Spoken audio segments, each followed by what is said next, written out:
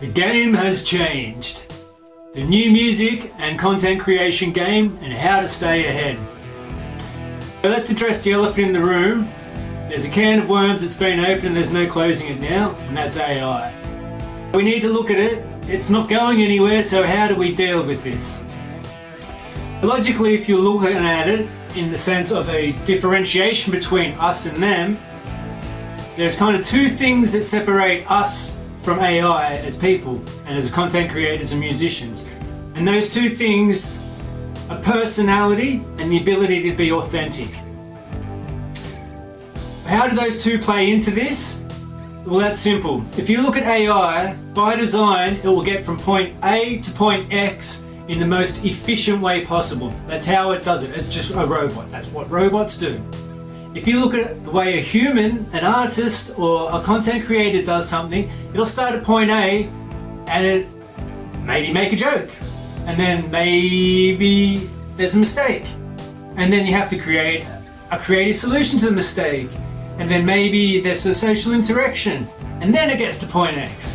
And every step of that way, there's been an influencing factor upon that journey. And that's what differentiates us between us and AI. So how can we capitalize on this? Well, it's simple. I learned this by looking at different streams, and I saw no one was watching a robot or a machine chop up wood.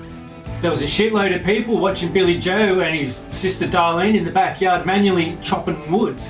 There was a shitload of people in that live stream. So what's the difference? There's personality with the two siblings in the backyard chopping wood versus a robot. How can we make that our fix? We just got to get online and speak to people more often, be more open and authentic, open up our means of communication, have more messages going to and fro. All things that AI can't do. We just got to differentiate ourselves from AI, and I've seen it firsthand. I've got friends and I've seen different social circles. Some people are adamantly starting to hate AI. And these aren't designers, these aren't musicians. One of them in particular, he's a construction worker. He just doesn't like it. I mean, he'll use YouTube and he'll use social media, but he just doesn't like the idea of AI. And so I think there might be a movement that will start popping up around this. And so you've got to get ahead of the curve now. Start putting your personality on display now. Be completely authentic with your audience. And that's how you'll get a head start on what's going to happen. Because sooner or later people will click onto this.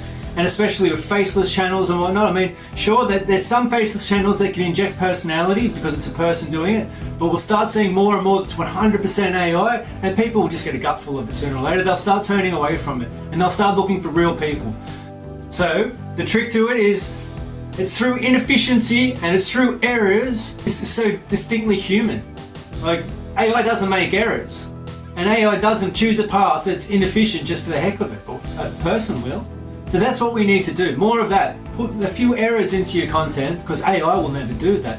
It's just to let people know it's a real person and not AI content. So I hope this helps, gives you a bit of light in this AI clusterfuck that's upon us, and we can beat it. We just got to be ourselves. Literally, just be yourselves. Put your freak on display. Have a good one. Catch us later.